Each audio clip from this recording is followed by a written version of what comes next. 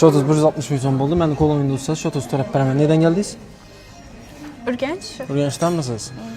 Açın esa. Olmadınız mı özü? Endi nasibam bilmem. Turmuşa çıkamız? Yok. Kaçan çıkacaksınız? Bilmem hala yazılgan vaqti. Bu sizniki. Siz şunu taladınız mı? Görün, özünüz görün.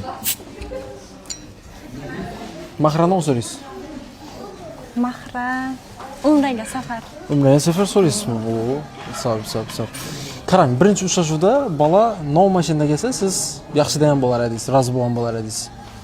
Rozi bo'lgan bo'lar edim. Era chiqmagan. Ara chiqmoqda. Mashinning farqi yo'q. O'zining kuchi bilan erishgan bo'lsa bo'ldi. Eshaklar bo'lsam bo'lar. Yo'q. Uzoq, bunday qizlar ham bor ekan hayotda. Necha so'm pul topishi kerak aynan?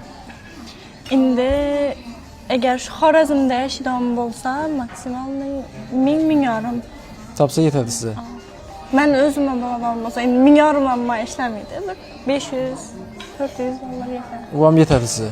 Mayli, sizga necha so'm berishi kerak aynan? Shu 400 dollar. Ha, sizga berishi kerak. Algı kanunu unga o'zining 400-500 nov ishlatasiz.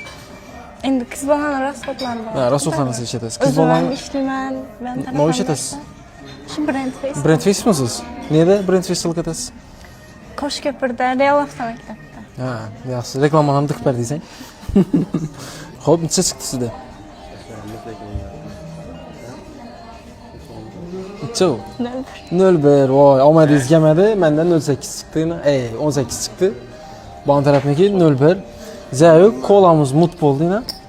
Bu kola sizga ikkisini ham ichib, hazatib beraverasiz. Yana gap tutib turing, kutib qolamiz. Başından mesaj var. Bo'ldi.